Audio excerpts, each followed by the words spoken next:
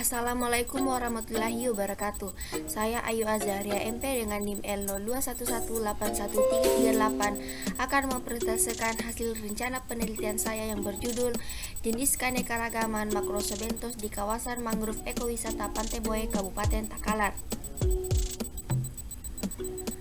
Baik, yang pertama latar belakang. Pantai Boe merupakan salah satu tempat wisata di Kabupaten Takalar dan ditetapkan oleh pemerintah Kabupaten Takalar untuk menjadi objek wisata yang perlu dikembangkan sebagai kawasan ekowisata. Macrozoobenthos ialah suatu organisme di perairan yang hidupnya melekat memendam baik di dasar perairan ataupun pada bagian atas dasar perairan. Macrozoobenthos yang menetap pada daerah kawasan mangrove mayoritas hayati dalam substrat keras hingga lumpur. Kelimpahan serta keanekaragaman Macrozoobenthos sangat tergantung pada toleransi serta tingkatan sensitifnya terhadap keadaan lingkungannya. Tujuan dan kegunaan. Tujuannya ialah untuk mengetahui keanekaragaman jenis Macrozoobenthos yang terdapat pada kawasan ekowisata Pantai Boe berdasarkan mangrove sebagai indikator.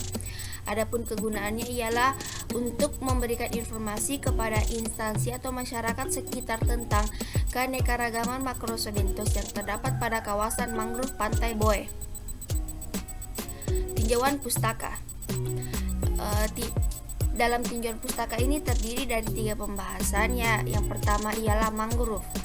Mangrove termasuk ke dalam komunitas tanaman yang memiliki ciri tersendiri, terletak di wilayah tropis sejauh tepi laut yang terlindung ataupun terletak di muara sungai yang kerap diucap bagaikan hutan bakau, hutan payau ataupun hutan pasang surut, dan ialah sesuatu ekosistem antara darat serta laut. Ekosistem mangrove ialah wilayah peralihan antara laut serta darat yang memiliki gradien watak area yang tajam. Organisme yang bertahan serta tumbuh di lingkungan mangrove merupakan organisme yang mempunyai kedudukan yang besar terhadap pergantian aspek area semacam gastropoda. Bersumber pada metode makannya, Macrozoobenthos dibedakan menjadi 2, yaitu yang pertama ialah fungal feeder, yaitu hewan benthos yang mengambil santapan dengan menyaring air. Yang kedua ialah deposit feeder, yaitu hewan benthos yang mengambil santapan dalam substrat dasar. Pembahasan kedua ialah Macrozoobenthos. Macrozoobenthos yang hidup pada area mangrove mayoritas hidup di substrat yang keras hingga berlumpur. Macrozoobenthos pada area mangrove hidup pada substrat dengan metode menenggelamkan dirinya dalam lubang lumpur yang terletak pada permukaan dasar maupun melekat pada akar tumbuhan. Kala air surut, hewan benthos hendak turun untuk mencari santapan. Sebagian Macrozoobenthos yang universal dijumpai pada wilayah lingkungan mangrove Indonesia merupakan Macrozoobenthos dari kelas Gastropoda, Bivalvia, Krustacea, serta Polychaeta. Bersumber pada letak tinggalnya di perairan, Macrozoobenthos diklasifikasikan menjadi kelompok epifauna, ialah hewan benthos yang hidup menempel terhadap permukaan dasar perairan atau substrat perairan, dan infauna ialah hewan benthos yang tinggal di dalam dasar perairan. Selanjutnya pembahasan yang ketiga ialah hubungan mangrove dan Macrozoobenthos. Kawasan estuaria khususnya pada ekosistem mangrove sangat kompleks dengan kehidupan biota-biota yang hidup pada bagian dasar sedimen.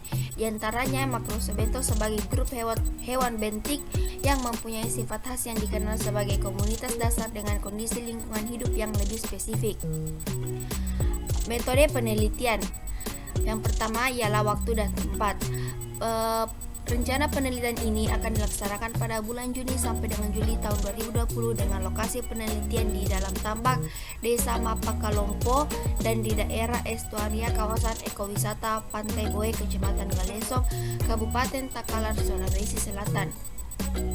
Yang kedua ialah alat dan bahan. Yang pertama alat GPS, rod kuadran, rollmeter, ayakan benthos, botol terang, loop atau kaca pembesar, kamera, serta toolbox. Dan adapun bahannya yang terdiri dari kantong sampel, kertas label, alkohol 70% dan buku identifikasi. Yang ketiga ialah prosedur penelitian. Yang pertama tahap persiapan. Pengambilan data pertama yang dilakukan ialah pengambilan data lengkap di lapangan. Yang kedua, per lokasi titik stasiun ditentukan dengan Global Positioning System atau GPS. Dan yang ketiga ialah menetapkan stasiun berdasarkan kondisi lingkungan. Yang kedua, tahap pengambilan data. Yang pertama yang terdiri dari sampling mangrove. Pengambilan data mangrove dilakukan dengan menghitung jumlah tegakan yang berada dalam masing-masing plot dan menghitung lingkar batang pohon mangrove pada ketinggian dada orang dewasa kurang lebih 1,3 meter dengan menggunakan meteran. Yang kedua ialah sampling makrosobentos. Untuk masing-masing substasiun atau plot dilakukan 5 ulangan kuadran 1 meter kali 1 meter dengan kedalaman 20 cm untuk menghitung keragaman dan dominansi bentos. Sampel yang telah diambil kemudian disaring dengan menggunakan ayakan bentos dengan lubang berdiameter 1 mm. Makrosobentos yang tersaring diambil dan dimasukkan ke dalam kantong sampel atau botol dan diberi alkohol 70% dan dilakukan identifikasi. Yang ketiga, pengukuran parameter lingkungan. Pengukuran parameter lingkungan sebagai data penunjang adalah suhu perairan yang langsung diukur di setiap stasiun dengan menggunakan termometer. Salinitas diukur dengan menggunakan salinometer dan pengukuran salinitas dilakukan langsung di lapangan serta pengukuran DO di titrasi langsung juga di lapangan. Pengukuran parameter lingkungan ini dilakukan bersamaan dengan pengambilan sampel makrosobentos. Yang keempat ialah analisis data. Analisis data yang terdiri dari kelimpahan makrosobentos dihitung berdasarkan jumlah individu per satuan luas individu per meter kubik dengan menggunakan rumus Y sama dengan A per B kali 10.000. Yang kedua, kelimpahan relatif dihitung dengan rumus R sama dengan NI per N dikali 100. Yang ketiga, untuk menghitung indeks keanekaragaman dihitung dengan rumus H aksen sama dengan NI per N sama dengan NI per N.